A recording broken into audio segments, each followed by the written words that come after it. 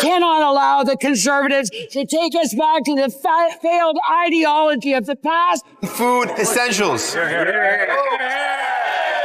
Yesterday, the House of Commons witnessed a very dramatic scene. Jagmeet Singh and the enraged Liberals tried to humiliate Pierre Poilievre in front of everyone, but they had no idea that Pierre Poilievre would totally destroy them. They were screaming in frustration, realizing they were defeated in an incredible exchange that left everyone stunned.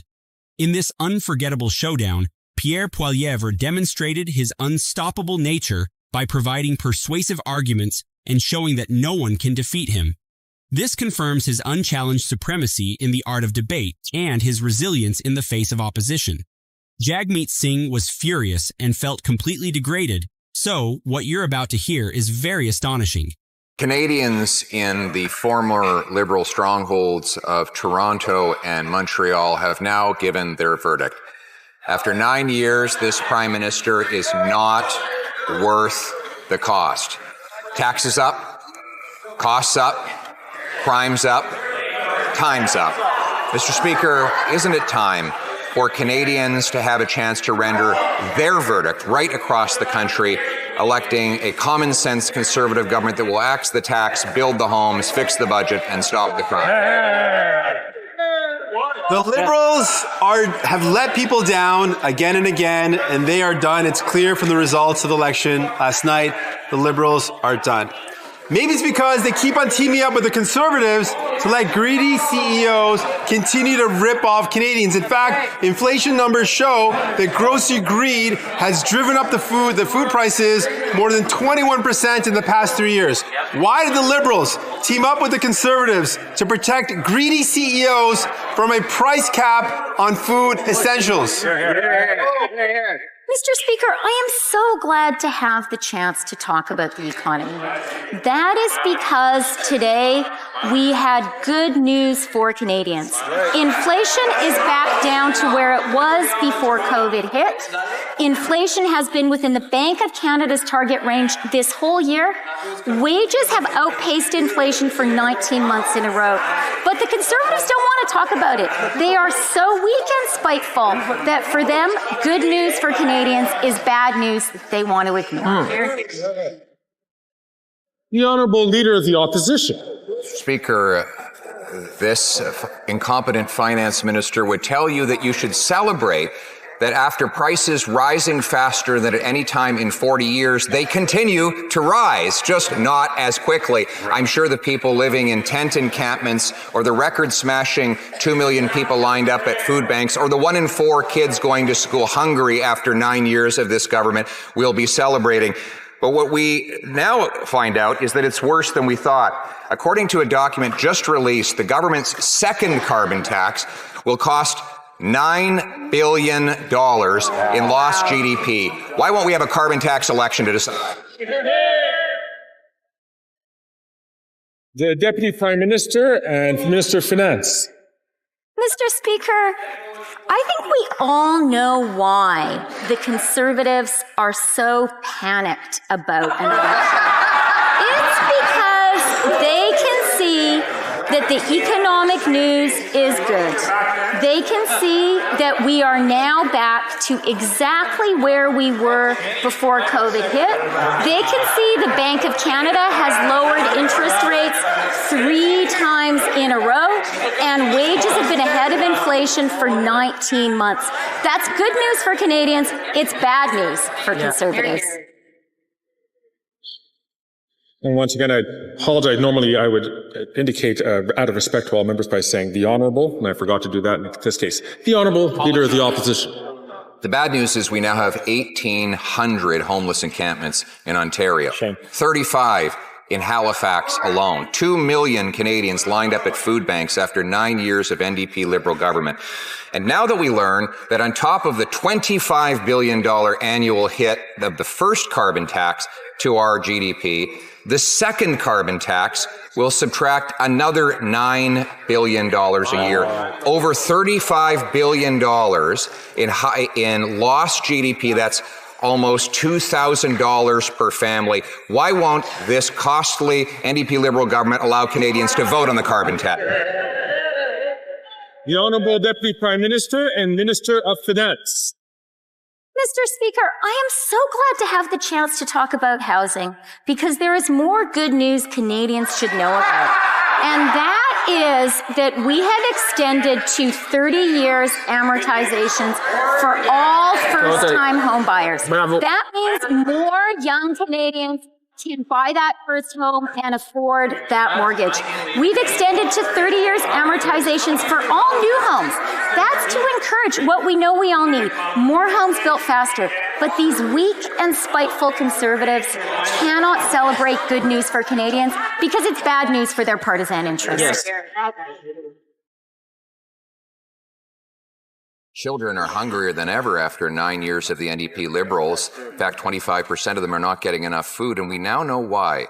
A carbon tax fraud has been perpetrated by this NDP Liberal Prime Minister who kept secret Environment Canada documents that showed that the carbon tax was blowing a $25 billion hole in our economy. Our economy per capita is smaller today than it was 10 years ago, during which time the American economy has grown by 19%. Instead of a reckless plan to hike the tax to 61 cents a litre, why not allow Canadians to vote to axe the tax? The Right Honourable Prime Minister. Here's a news flash for the Conservative leader. Climate change costs money. And what would cost the most money to Canadians at all is his do-nothing climate plan. News flash. When the Toronto subway gets flooded, it costs money. News flash. When forest fires hit communities across this country, it costs Canadians money to rebuild. When you have droughts that hit farmers and agriculturists across this country, it costs money. What doesn't cost money is putting money in 8 out of 10 of the money of Canadians' pockets with the Canada Carbon Rebate to support their families and fight climate change. The Honourable Leader of the Opposition. Mr. Speaker, the Prime Minister just proved my point. His tax doesn't stop floods, fires, or droughts. All it does is create more poverty. This also from a high-flying, high-taxing, high-carbon hypocrite who flew 92,000 kilometers in a fuel-guzzling, tax-funded private jet while he taxes single moms and seniors for heating their homes. Now, carbon tax Carney wants him to put the tax back on home heating oil. Will he reject carbon tax Carney and instead allow Canadians to choose to axe the tax? Mr. Speaker, as everyone in here knows, over the past couple of years, I've had lots of great conversations with the NDP, and I know they actually do care about Canadians and about delivering for them. Unfortunately, they have no idea how to do it, and as soon as hard things got hard, they turned tail and ran, Mr. Speaker.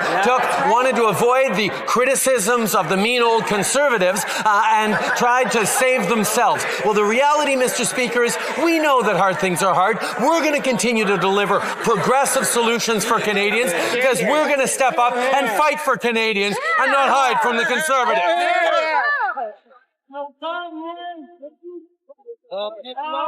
Prime Minister gave the Finance Minister a real vote of confidence last week as he outsourced the job that she was supposed to have been doing for 4 years and gave it to a man who's not even in the Liberal caucus. First, the Prime Minister tried to fire her in the newspaper, and now she's being shoved aside for carbon tax Carney, a man focused on his own profits and his own corporate interests, who was brought in to serve as the de facto Finance Minister. She's lost her job responsibilities. She's lost her credibility. How long will the phantom Finance Minister endure this humiliation? Whoa.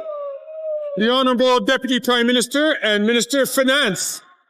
Mr. Speaker, I am not going anywhere.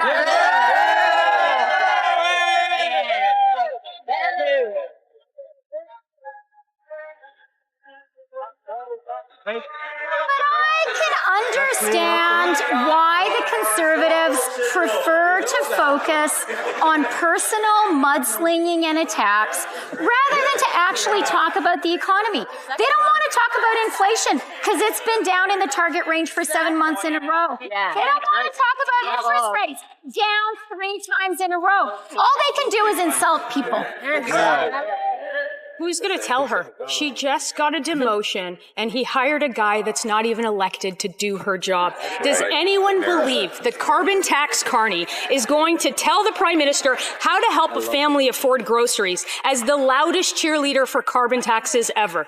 If the Finance Minister isn't completely humiliated by now, can she explain why Canadians should trust a man who is the #1 supporter of higher taxes to do her job? Mr. Speaker, after 9 years of the NDP Liberals, taxes are up, costs are up, crime is up, time's up. Just last week, we heard 1 million people in Ontario were accessing food banks. Meanwhile, the NDP leader supports the Prime Minister, keeps him in power, and supports his crushing carbon tax increases. I just finished a successful by-election campaign. Why will the NDP Liberals not let Canadians decide about the carbon tax and call a carbon tax election now? Mr. Speaker, I'd like to welcome my new colleague to this place. It's important, of course, to always be open and transparent with Canadians, and what we see is someone else who knows how to repeat 3-word slogans as opposed to be able to deliver for Canadians. Mr. Speaker, what the members opposite are doing are trying to evade what they actually plan to deliver for Canadians. So I hope that the member opposite can be more honest and transparent with Canadians moving forward. Thank you, Mr. Speaker.